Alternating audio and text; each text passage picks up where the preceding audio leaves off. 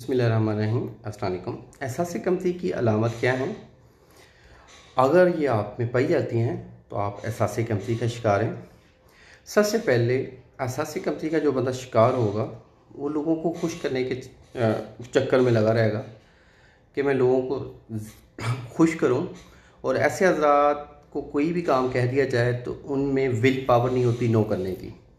वो नो नहीं कहेंगे, वो हर काम पे लब्बाइक कहेंगे, यस कहेंगे, क्योंकि नो कहने की उनमें हिम्मत नहीं होगी।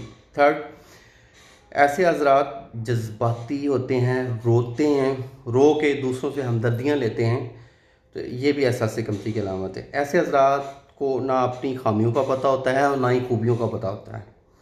वो कोशिश करते हैं कि हमारी लोग ज़्यादा से ज़्यादा तारीफ़ करें, ज़्यादा से ज़्यादा तारीफ़ सुनने के आदी हो जाते हैं, तो ये भी एहसास कमतरी की अलामत है।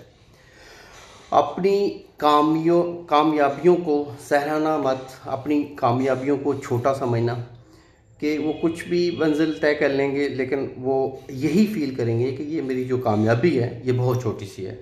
तो ये अर्ली साइंस से अलामत थी एहसास कमतरी की। अल्लाह आपका हामी नासिर हो। शुक्रिया, जज़ाकल्लाह। अल्लाह हाफ़िज़।